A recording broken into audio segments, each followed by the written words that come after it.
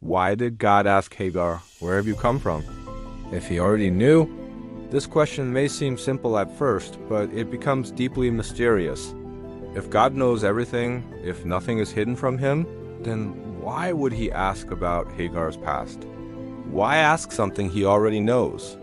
If you enjoy discovering intriguing questions from the Bible that can strengthen your faith, subscribe to the channel and leave a like on this video.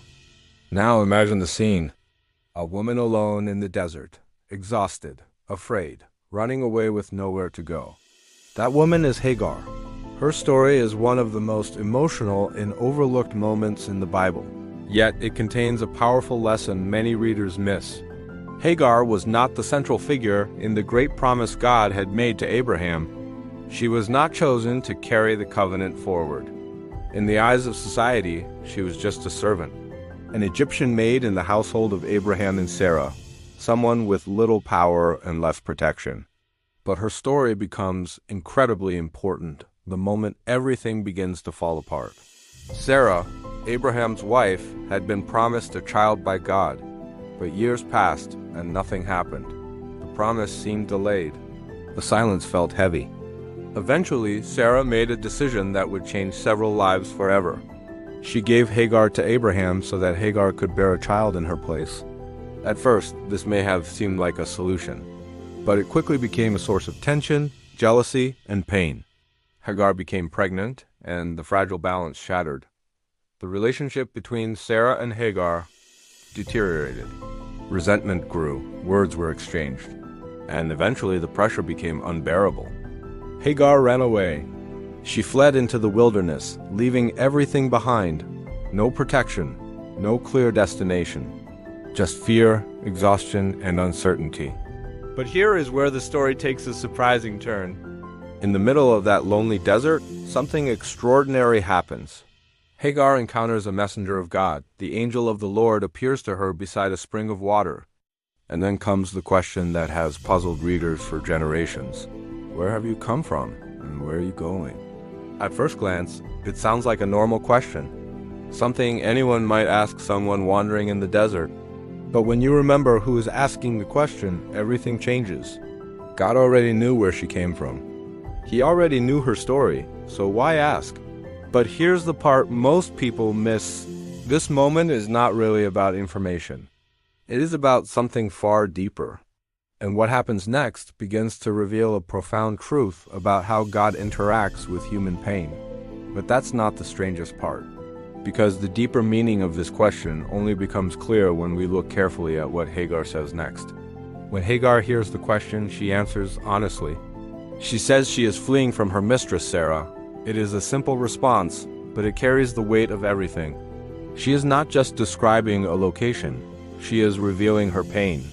She is running from conflict, running from humiliation, running from a situation that feels unbearable. But here is something fascinating. The angel did not ask her only where she had come from. The question had two parts. Where have you come from? And where are you going? And yet Hagar answers only the first part. She explains where she came from, but she says nothing about where her journey is going. Why? Because she doesn't know. She has no plan, no destination, no idea what the future holds. She is simply escaping. But this detail changes everything. God was not asking a question because he lacked knowledge. He was inviting Hagar to confront her own situation, to pause, to reflect, to recognize where she had been, and to consider where her path was leading. And what happens next is even more surprising. Instead of simply comforting her and sending her on her way, the angel gives her instructions. He tells her to return. Return to the very place she fled from. Return to the household of Sarah. At first, this might sound harsh. Why would God send her back to the place of conflict and pain? But the message that follows reveals something remarkable. God promises that her child will become the father of a great nation. In other words, her story matters. Her suffering is not invisible. Her future is not forgotten. For someone who felt unseen, this moment changes everything. And there is one detail in this passage that makes the story even more powerful. Hagar gives God a name. She calls him El Aro, the God who sees me. Think about that for a moment. In a world where her voice had little power, where her struggles might easily have been ignored, she realizes that God had seen her all along. He saw her suffering. He saw her fear. He saw her running through the wilderness. But this raises the question again. If God already saw everything, why ask her where she came from? Why ask her to say it out loud? And the real meaning behind this moment may surprise you, because the answer reveals something profound about how God deals with human hearts. The question God asked Hagar was never about gathering information. It was about transformation. When God asked, "Where have you come from?" He was inviting Hagar to reflect on her story, to recognize the path she had taken, to process the pain she was carrying. Sometimes God asks questions not because he lacks knowledge, but because we lack awareness. Think about how often this happens in Scripture. God asked Adam, "Where are you?" God asked Elijah, "What are you doing here?" And now he asks Hagar, "Where have you come from?" In every case, God already knew the answer. But the purpose of the question was not to inform God. It was to awaken the person being asked, to bring them into a moment of reflection, to slow them down long enough to understand their own situation. Hagar was running blindly through the desert, overwhelmed by fear and emotion. But when God asked that question, the chaos of her situation paused. She had to stop. She had to think.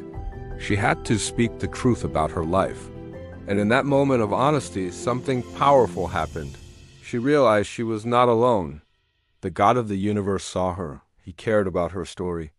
And he had a plan even in the middle of her confusion. That is the real meaning behind the question. God did not ask because he lacked knowledge. He asked because Hagar needed clarity. She needed to recognize where she had been and where her life was going. And the same principle often appears in our own lives. There are moments when we feel lost, overwhelmed, and unsure of the future. Moments when we are running emotionally, just like Hagar ran through the desert. But sometimes God allows a question to confront our hearts. Where are you going? Why are you here? What path are you walking? These questions are not meant to condemn. They are meant to awaken. Because when we stop long enough to reflect, we begin to see what God may already be trying to show us. And that is why this moment in Hagar's story is so powerful. The God who sees everything still chooses to ask questions, not because he needs answers, but because we do. And when we finally pause and respond honestly, we may discover something that Hagar discovered. The God who sees us has been there all along.